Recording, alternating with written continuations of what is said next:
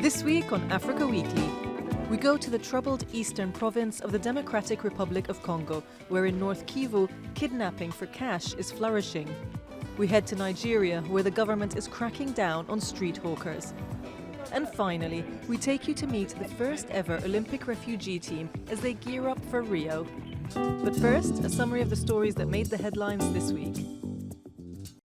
At least 13 people were killed on Tuesday in twin bombings near UN and African Union buildings by Mogadishu's airport, in what the jihadist Shabab group claimed as a suicide attack. The militants said that one of the two suicide bombers was a former Somali MP who joined the Shabab group in 2010. Attacks have intensified ahead of elections due to take place in September. Huge crowds welcomed Congo's immensely popular veteran opposition chief, Etienne Tshisekedi, as he returned home after 2 years in Belgium. The 83-year-old came second to President Joseph Kabila in the country's last presidential election in 2011, saying he was denied victory by massive fraud. Opposition parties are calling for Kabila to step down at the DRC's November elections. South Sudan's President Salva Kiir has appointed a new vice president, Taban Dengai, following the disappearance of former rebel leader Riek Machar since clashes in Juba earlier this month. The appointment has triggered serious divisions within the opposition. While 100 members support the move, Machar claims his replacement is illegal. Kenya is reeling following a mysterious spate of arson attacks on schools. In the past 3 months, dozens of secondary schools have been set ablaze, including 4 on Thursday alone. Police reports point to patterns in the seemingly coordinated attacks, but fail to identify who exactly is behind them and why. While some blame a recent crackdown on cheating and others believe students are deliberately evading exams, the arson mystery is yet to be solved. Hundreds of Tunisians took to the streets of the capital on Monday to protest against a bill being discussed in parliament to grant amnesty to people accused of corruption. If the so-called Economic Reconciliation Bill is passed, people accused of corruption would not be prosecuted, but would instead pay a fine and reimburse embezzled funds. Though President Essebsi has said the bill could help improve the country's beleaguered economy, Tunisian NGOs, civil society groups and international organizations argue that the law could intensify corruption.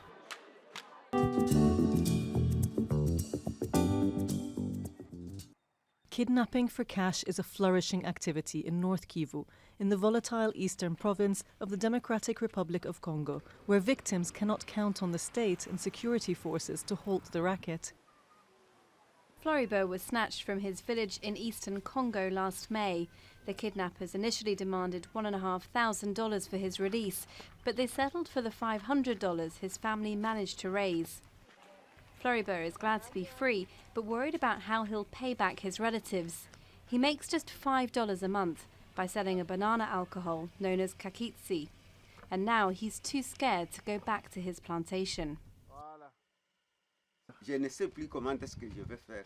I don't know what I'm going to do. I only earn $5 a month, so where will I find the other $500?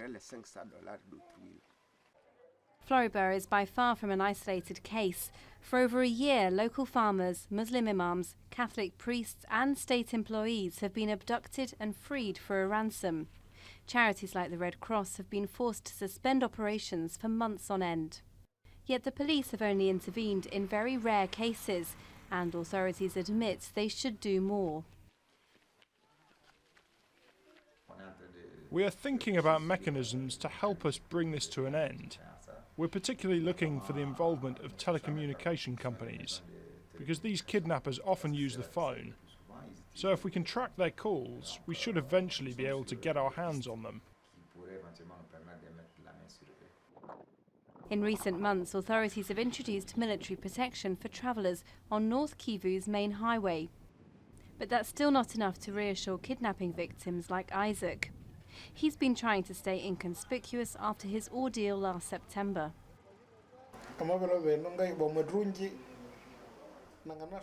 In the day, I can go out and walk a bit, because it's the daytime. But in the night, I can't walk and no one can know where I spend the night.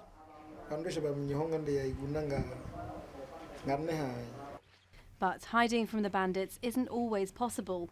And to solve the problem of kidnapping, the government needs first to solve the deeper problem of insecurity that's ravaged eastern Congo for over 20 years.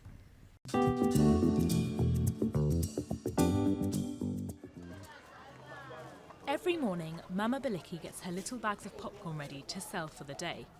On a good day, she can earn as much as $16 selling them on the streets of Lagos. But the local governor is cracking down on street vendors like her. They now face up to 6 months in jail and a fine of $300 if caught. I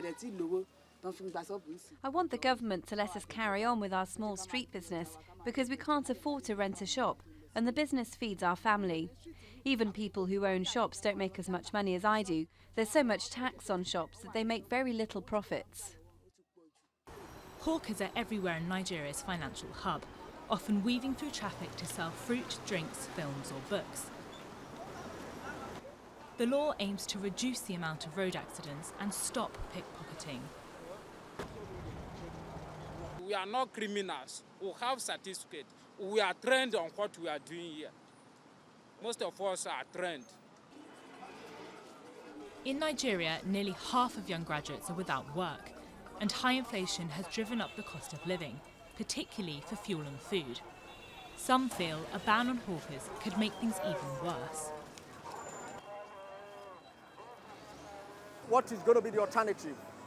The alternative obviously is going to be crime. And so governments keep spending money for security, for reinforcement and the rest of them also. It doesn't pay society. Nigeria has the highest population in Africa with nearly 180 million people, and most live in dire poverty.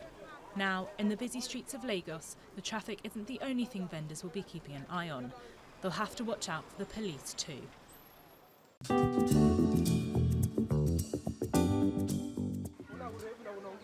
In the foothills of Kenya's Ngong Hills, a group of track athletes are braving the scorching sun as they train for the Rio Olympics.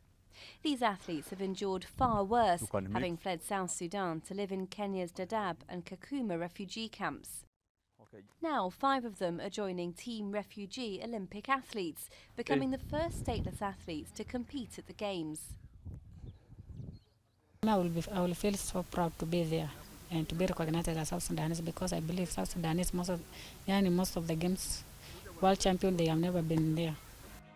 The 10-strong team also includes 2 Syrian swimmers, 2 Congolese judokas and an Ethiopian marathon runner. They'll march to the Olympics' 5-ring flag at Rio's opening ceremony. The Olympic anthem will be played in their honor. The Olympic flag will lead them into the Olympic Stadium. And in this way, we are convinced that this Refugee Olympic team can send a symbol of hope. The biggest migrant crisis since World War II has fueled anti-migrant rhetoric across Europe and the US. Many see this as a chance to send a positive message. It's a great opportunity for me, and it's a good chance for the whole refugees, not me alone, because it is very important for us to stand up as refugees. So because this is a chance to show that also refugees, they can do something. The team's already won legions of fans across the world, including UN Secretary-General Ban Ki-moon, who said he'd put aside his well-known neutrality to cheer them on from the sidelines.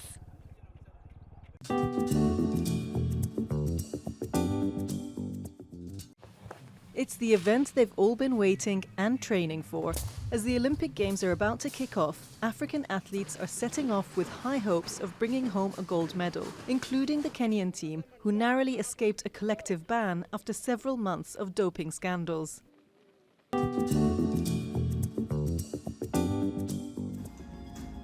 Next week we'll tread the boards as the first ever Nigerian-produced musical, Waka, hits the West End.